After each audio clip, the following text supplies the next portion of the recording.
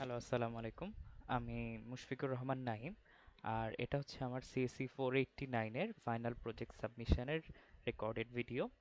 So আমি প্রথমে অ্যাপটা স্টার্ট করছি।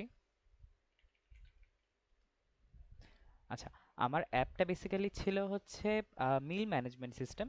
সো এখানে আমি করছি যেটা সেটা হচ্ছে আমি মেম্বার্স অ্যাড করছি একটা বাসার, তাদের হচ্ছে ডেইলি এক্সপেন্সেস ট্র্যাক করছি, তাদের মিল রেটটা ক্যালকুলেট করছি, এবং হচ্ছে কার কতটুকু ডিউ আছে, কার কতটুকু রিমেইনিং আছে, কে এই মাসের বাজারটা করতে হবে, এখন এইসব ক্যালকুলেশন নিয়ে হচ্ছে বেসিক্যালি আমার অ্যাপটা। সো ফার্স্টলি আমি হচ্ছে আমার অথেন্টিকেশন ব্যাপারটা দেখায় ফেলি। সেইটা হচ্ছে আমি যদি একটা নতুন অ্যাকাউন্ট করে দেখাই, ফার্স্টলি কি নাম দেওয়া যায়, যে সাবিক রহমান, sabic@khaboki.com, sabic123, sabic123, একটা অ্যাকাউন্ট ক্রিয়েট হয়ে গেল সাবিক রহমানের নামে। বাট বিফোর দ্যাট আমি হচ্ছে একবার দেখা দিই যে লগ ইন করলে ব্যাপারটা কাজ করছে। sabic@khaboki.com, sabic123, সিমিলারলি দুইটা জায়গায় কাজ করছে। আচ্ছা, সো আমি এখানে দুইভাবে লগ ইন করতে পারি। একটা হচ্ছে ক্রিয়েট নিউ হাউস, যেটা হচ্ছে আমি হাউসের একটা বানাতে পারি আমার জন্য, বা জয়েন এক্সিস্টিং হাউস যদি আমার বাসার মেম্বার কেউ আগে থেকে বানায় ফেলে, সেখানে আমি হচ্ছে হাউসের আইডিটা দিই, ইউনিক আইডিটা দিয়ে আমি ওই হাউস জয়েন করতে পারবো। ধরে নিয়ে আমার কাছে কোনো হাউস নাই আপাতত, সো আমি একটা ইউনিক আইডি বানাচ্ছি। For example Aftab 201, house name দিলাম আফতাব বাসা। আমার হয়ে গেল, হাউসটা ক্রিয়েট হয়ে গেল, এবং হচ্ছে এখানে হাউসের আইডিটাও দেখাচ্ছে। অ্যাট দ্য সেম টাইম হচ্ছে আমার এখানে কিছু মানে মাসের ওভারভিউটা দেখাচ্ছে। এখনো যেহেতু আমার কাছে কোনো মেম্বার নাই, কোনো মিলস নাই, কোনো এক্সপেন্সেস নাই, তাই সব কিছু জিরো হয়ে আছে। আমি যদি ফার্স্ট থেকে দেখাই, একটা মেম্বার অ্যাড করে দেখাই, যে সাবিক নিজেই একটা মেম্বার। আচ্ছা, আমি অন্যভাবে দেখাই, সাবিককে আগে না দেখাই, সেটা হচ্ছে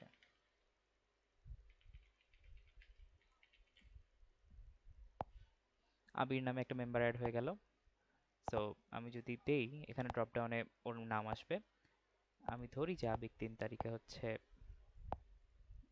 1.5 খেয়েছে, সেটা হচ্ছে ব্রেকফাস্ট।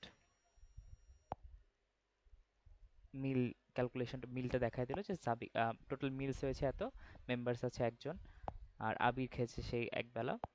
আমি যদি এক্সপেন্সেস ট্র্যাক করি, যে বাজার বেসিক্যালি বা অন্য কিছু, যেহেতু আমার একটা মেম্বার একটাই দেখাচ্ছে, অ্যামাউন্ট লিখতে হবে মাস্ট আমার এখানে, ধরলাম 200 টাকা। ক্যাটাগরি থেকে আমি লিখতে পারবো ক্লিনিং, ইউটেন্সিলস, গার্ড, ইভেন্ট, আদার, বা আমি ধরলাম বাজারই করছে, এটা হচ্ছে 2 তারিখ বাজার করেছে। ডিসক্রিপশন চালিয়ে দিতে পারবো, আপাতত না দিচ্ছি। আবির বাজার করেছে। সো এখানে তখন ড্যাশবোর্ডে হচ্ছে আমার মিল রেটটা দেখা দিবে, যে হচ্ছে টোটাল এক্সপেন্সেস কত হয়েছে, টোটাল মেম্বার্স কত, এই সব কিছুই দেখাবে। সো সাবিক নামটা কেন দিলাম না, কারণ হচ্ছে সাবিক রহমানের এখানে স্ট্যাটিস্টিক্সটা দেখাচ্ছে না, কারণ সে অ্যাকাউন্টে লগ ইন করেছে, বাট সে বাসার মেম্বারও হয়েছে, বাট বাসায় তার এই মেম্বার লিস্টে তার নামটা নেই। সো আমি যদি তার নামটা দিই, এখানে জাস্ট নাম দিলেই হবে না, আমার জাস্ট ইমেলটা মেক শিওর করতে হবে যে সেম।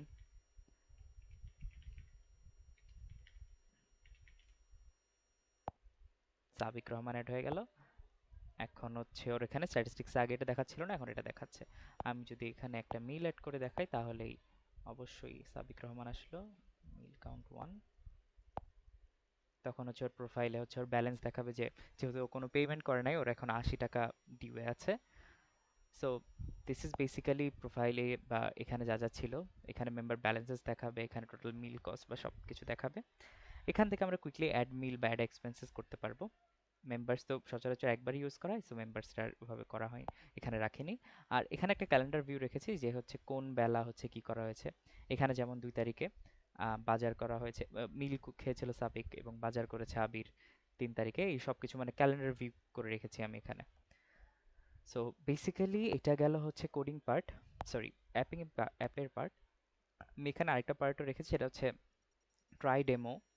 এখানে হচ্ছে আমি জাস্ট লগ ইন ছাড়াই আমি কিছু ডেমো জিনিসপত্র, একটা ডেমো হাউস বানিয়ে রেখেছি, যেখানে হচ্ছে মেম্বার্স আগে থেকে অ্যাড করে রাখা। সো জাস্ট ক্যালকুলেশন দেখানোর জন্য ইজি, আর এখানে কয়দিন কারা খেয়েছে সব কিছু অ্যাড হয়ে থাকবে। So this is that. আচ্ছা, এখন আমি চলে যাই আমার কোড পার্টে।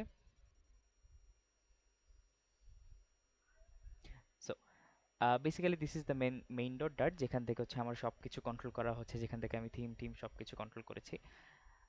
তার থেকে বড় জিনিস সেটা হচ্ছে আমি এখানে SQLite ইউজ করেছি। So this is the part যেখানে আমি SQLite এর ডেটাবেসগুলো ক্রিয়েট করেছি, মডেলসগুলো ক্রিয়েট করেছি, স্পেশালি যে মডেলসগুলো কানেকশন দিয়েছি একটা হাউসের সাথে আরেকটা হাউসের, মানে ওই মেম্বার্সের আইডি কিভাবে কোন হাউসে কানেক্ট হচ্ছে, এই সব কিছু এখানে ক্যালকুলেট করেছি, মানে ডিফাইন করেছি।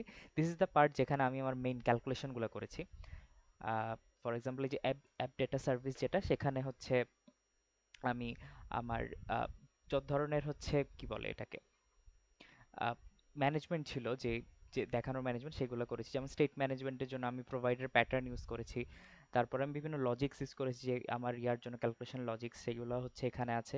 আমি যদি একটু স্ক্রল ডাউন করি তাহলে আমি দেখতে পারবো যে হচ্ছে এই যে আমার মিল রেট ক্যালকুলেশনের যে হিসাবগুলো, যে কিভাবে মিল রেট আসলে ক্যালকুলেট হচ্ছে, কিভাবে কার ডিউ ক্যালকুলেট হচ্ছে, সব এখানে আছে।